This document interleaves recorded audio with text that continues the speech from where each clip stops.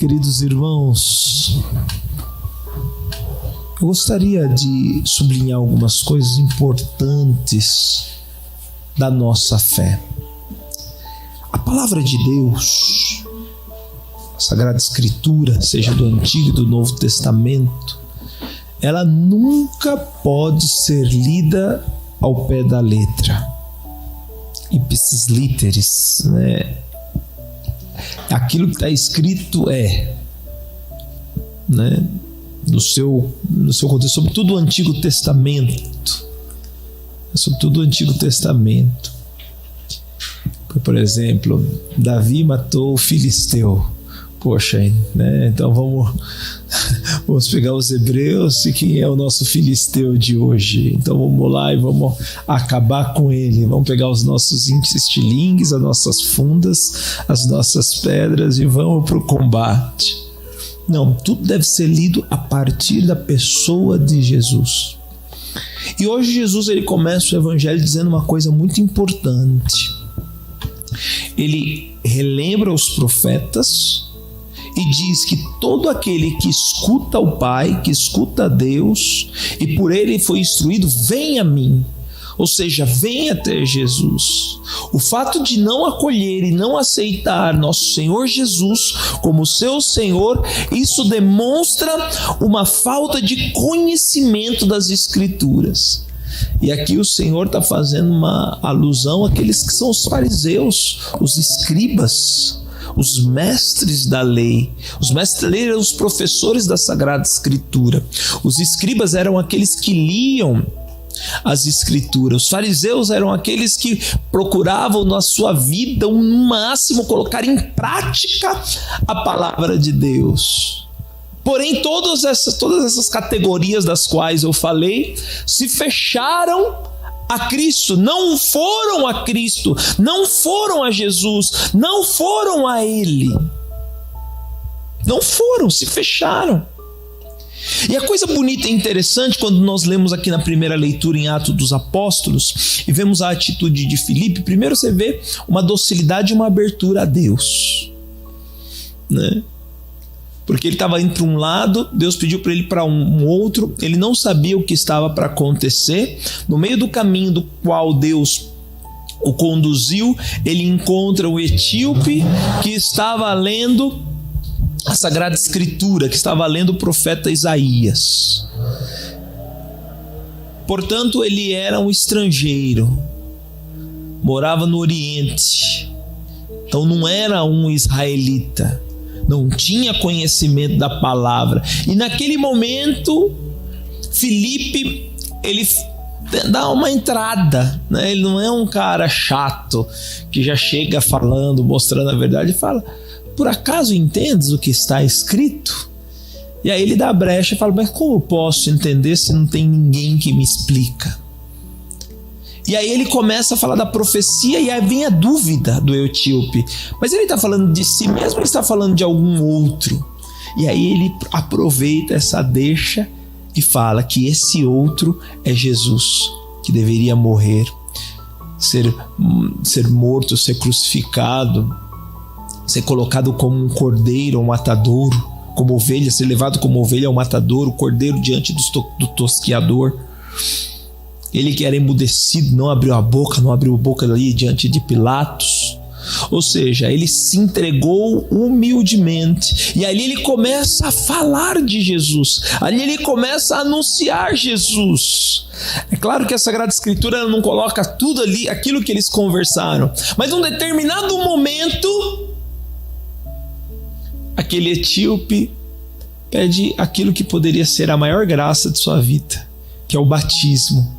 Poxa, o que nos impede de ser batizado? Ali tem a água, né? Ou seja, a pregação, o anúncio de Filipe, olha como Deus é. Deus move tudo, até o anjo que apareceu diante de Filipe. Depois Filipe aqui é arrebatado para salvar uma alma, para salvar uma vida. Nosso Senhor move o mundo para nos salvar, para me salvar. Se existisse só você nesse mundo, Deus moveria céus e terras por mim e por você. E ele moveu o céu e a terra para esse etíope. E esse etíope pede para ser batizado. Ele ali, a partir daquele momento que ele ouve a palavra de Deus, o coração dele esquenta, o coração dele pega fogo, o coração dele se abrasa de amor pela pessoa de nosso Senhor Jesus. Ele pede o batismo, ele é batizado, Filipe desaparece e ele segue viagem feliz, cheio de alegria. Olha como é forte, olha como é bonito. E Filipe é arrebatado para Azoto, e de lá ele vai pregando em toda a região até chegar a Cesareia. Filipe também era um evangelizador de fogo. Era uma pessoa que sabia aproveitar das circunstâncias, das situações para evangelizar, né? E Deus também faz isso muitas vezes conosco. Deus muitas vezes nos incomoda para evangelizar, para anunciar, para falar boa nova. Estou lembrando aqui, me vem um fato agora na mente. Não sei se o Eduardo vai lembrar. Nós fomos no AMB, lembra? Nós fomos no AMB no Sambódromo do e-mail para evangelizar, né? Vamos lá, né? Tá tendo Sambódromo, tá tendo carnaval, é difícil ter alguém que fala de Jesus lá, vamos nós falar de Jesus para eles, não? Aí fomos lá no Sambódromo e evangeliza e anuncia, etc, etc. Aí pegamos, acho que o primeiro trem para Rio Grande, era 4 horas da manhã, a gente tá cansado, moído, cansado. Sabe aquela canseira de você ficar a noite inteira pregando, anunciando, tentando falar de Deus? E aí tentamos ficar perto do camarim, vimos Janiquine que passava ali. Oh, Janiquine, Jesus te ama. Tentava, né, anunciar, buscava no evangelho. E aí voltamos, e aí cansado, aí tínhamos só nós no vagão e tinha um senhor, né, lembra? O senhor com uma malinha na mão. E aí o Eduardo, poxa, aí vamos lá, não vamos? Aí vamos. Começamos a puxar assunto com ele, Eduardo, sobretudo foi o Eduardo desse dia. Começou a puxar assunto. O homem praticamente dormiu no trem, dormiu no vagão aquela noite. Tinha acabado de se separar da mulher e estava no trem, indo de Rio Grande para Jundiaí, indo e voltando dentro do trem, porque ele não sabia e não tinha para onde ir. E acho que naquela noite a gente levou ele para nossa casa, né? E naquela noite ele falou: pronto, seus problemas estão resolvidos. Nosso Senhor preparou esse momento para você. Vem conosco, fica na nossa casa, desce conosco, né? E ali eu fiquei pensando, se nós tivéssemos ficado fechado do nosso sono, do nosso comodismo, só estamos nós no vagão, tava lá frio, e se nós não tivéssemos sentido esse incômodo do coração, não tivéssemos deixado que esse incômodo nos movesse, talvez ele teria se suicidado, talvez, talvez estaria na rua. Não se sabe, talvez alguém poderia ter se aproveitado dele, mas de fato nós fomos sensíveis naquele momento, né? Quantas situações talvez já aconteceu na tua vida em que você fez a diferença para o outro, né? Acredito que isso que aconteceu comigo, com o Eduardo, também já deve ter acontecido com vocês. Talvez vocês já tenham tido experiências bonitas de Deus. Se não tiveram, vão ter. A partir dessa palavra de hoje, fique atento, porque Deus vai incomodar. E Deus pode fazer uma reviravolta. Deus pode pegar um estrangeiro, etíope, desconhecedor da palavra de Deus, e em uma pregação torná-lo cristão, né? Hoje de manhã eu ficava pensando, eu falei, meu Deus, aqui a gente se mata com 2 anos de catequese toda semana, né? Depois você faz os sacramentos, as pessoas vai tudo embora, né? Às vezes a gente brinca, Às vezes a gente brinca, né? Que quando você quer expulsar os pombos da igreja, né? Os padres brincam, falam, na praça da minha igreja tem muito pombo, né? Você conhece alguma fórmula para espantar os pombos da igreja? Não existe fórmula, porque esses pombos ficam tudo aqui, atrapalha, traz infecção, urina de pombo, piolho de pombo, faz mal para a saúde. Aí um padre chegou, né, numa reunião do clero e falou: eu tenho uma grande ideia, esse remédio é infalível, fazendo isso eles vão tudo embora da praça. Aí o outro padre: poxa, conta pra gente, qual que é esse remédio? Dá o sacramento da crisma para eles, faz eles serem crismados, depois que eles forem crismados, eles não voltarão mais à igreja. Infelizmente é assim. As pessoas vêm, fazem o sacramento e depois vão embora. Mas sabe qual que é o nosso problema? É que o problema nosso é que somos nós que determinamos quando daremos os sacramentos. Você vai fazer aqui as aulas e no dia X, aqui tanto tempo você vai receber o sacramento. Participa aqui da catequese que no dia tal você vai receber a primeira comunhão. Esse é o problema. Nós nos despertamos o desejo no outro. Esse aqui em um dia, meio-dia, poucas palavras de pregação, a coisa já resolveu. Ele já recebeu os sacramentos. E depois caiamos e convenhamos. Nossa, quer que eu falo com isso? Caiamos e convenhamos. Não é muito difícil anunciar. Essa manhã, quando eu rezava a missa, em meia hora eu expliquei toda a catequese do que é o batismo. O que é o batismo?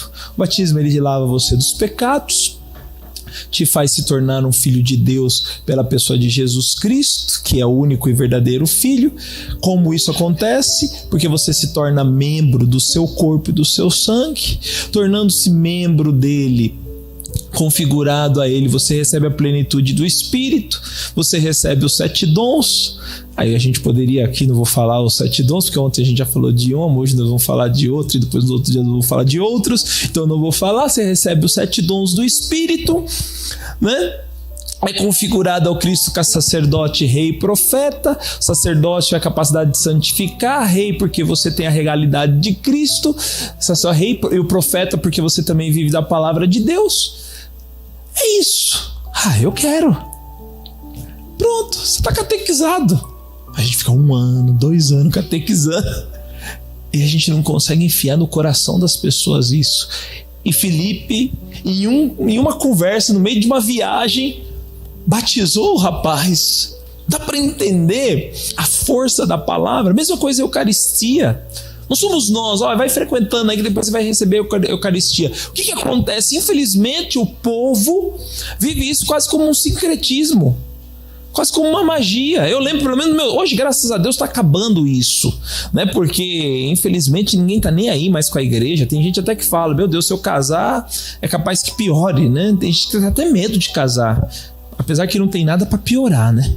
De fato só tem para melhorar com o casamento, que é uma graça de Deus, né? Mas tem pessoas que têm esse tipo de pensamento, tem pessoas que têm esse tipo de conceito. Dá para entender, queridos? Então o que a gente precisa, no fundo do coração, é apaixonar as pessoas por Deus. Filipe apaixonou esse eunuco. Não foi ele que falou: olha, você deve fazer isso ou aquilo, mas ele, ao ouvir, pediu o sacramento.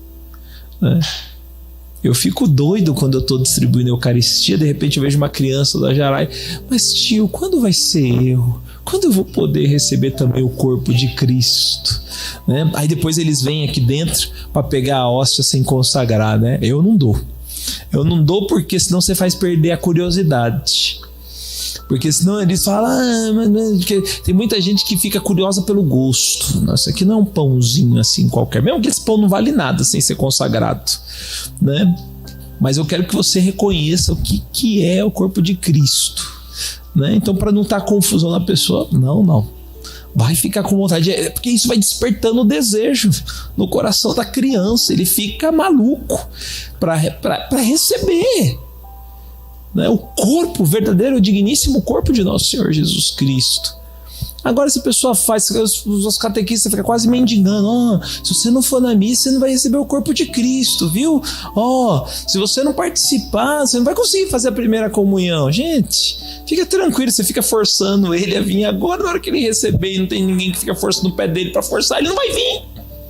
Se eu perguntar aqui para nós, quem já foi catequista, e também eu como padre, quantas pessoas já receberam aqui o corpo de Cristo e nunca mais apareceram, botaram o pé na igreja? Então o que adianta? Às vezes chega uma pessoa que com uma semana se apaixona por Jesus Cristo, poderia receber a Eucaristia, e tem pessoas que com 10 anos de caminho ainda não está preparado para receber o corpo de Cristo. Dá para entender? Então, assim, a partir do que diz essa palavra, a partir daquilo que mostra isso que nós estamos vivendo, nós devemos simplesmente fazer as pessoas se sentirem apaixonadas, desejosas de Deus. Entende? E aí a gente vai fazendo um coligamento daquilo que diz a primeira leitura, né? Eu sou o pão da vida. Quem comer deste pão viverá eternamente. Eu sou a minha carne, ela é dada pelo mundo para a salvação do mundo. Então, eu queria que nós pudéssemos pedir hoje essa graça. Primeiro, agora fazendo uma breve síntese. Primeiro, de sermos sensíveis àquilo que Deus nos pede.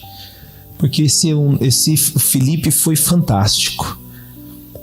Um anjo do Senhor falou a Filipe dizendo: prepara-te e vai para o sul, no caminho que desce de Jerusalém a Gaza. O caminho é deserto. Filipe levantou-se e foi. Nisso apareceu o eunuco, né?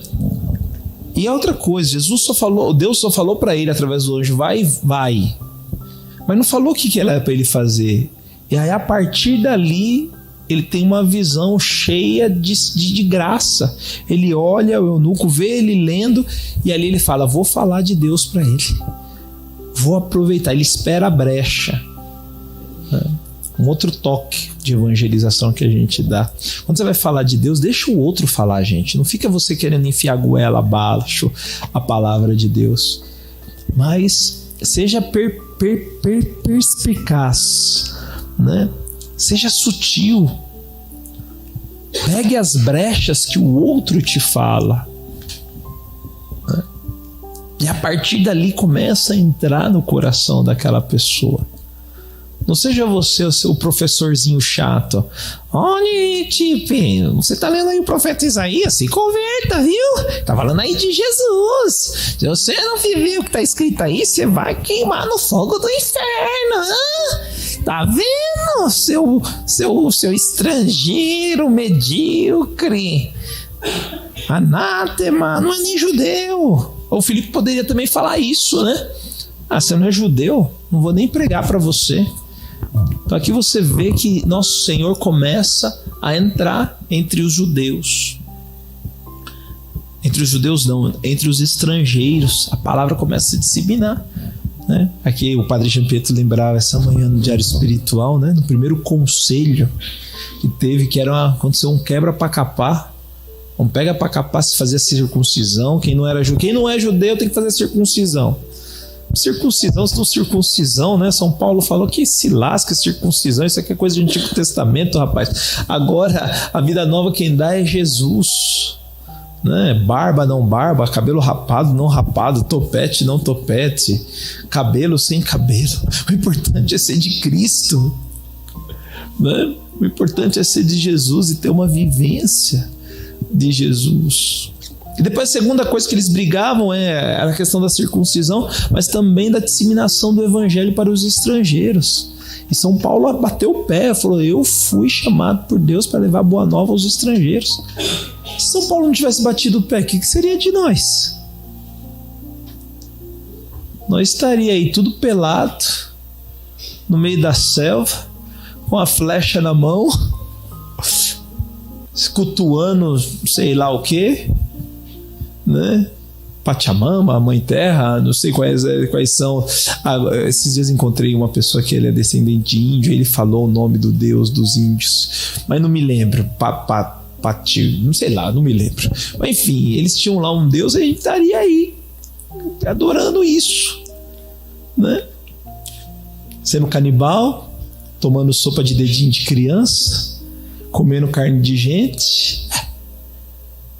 Vocês vão estudar São José de Anchieta, vão estudar a história da igreja no Brasil para você ver. O primeiro brasileiro a ser evangelizado, quem foi?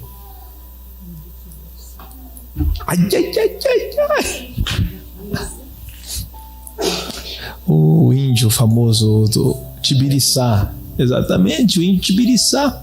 Aonde o índio Tibiriçá está enterrado?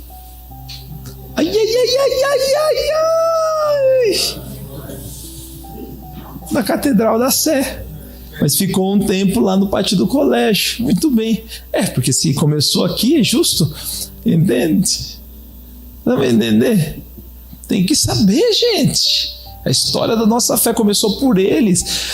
São José de Anchieta fala que os primeiros índios a serem convertidos, quais eram as tentações? Quando eles descobriam que não podia comer carne humana, eles morriam falando: meu Deus, que desejo de tomar uma sopinha de dedinho de bebê.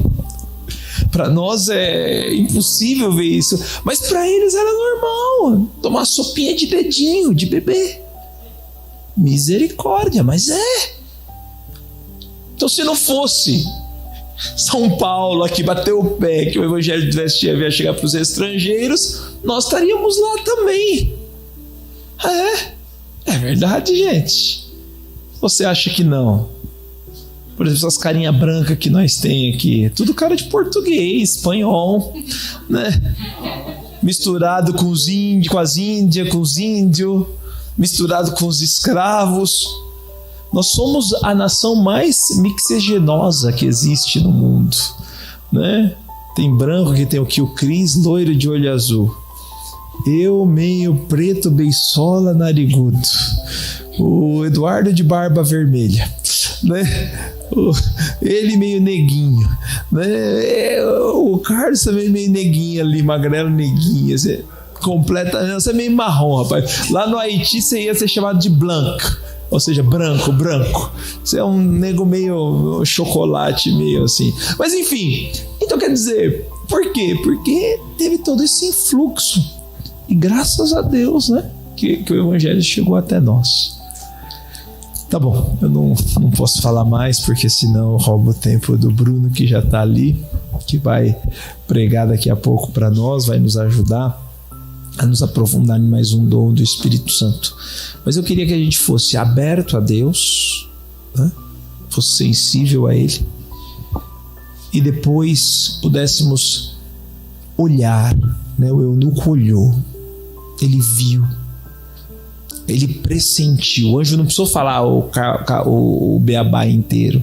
Você vai lá no caminho do sul, você vai encontrar um homem assim, ele vai estar lendo o livro de Isaías, etc, etc. Depois você vai lá, evangeliza ele, aí ele vai pedir para ser batizado e você batiza ele.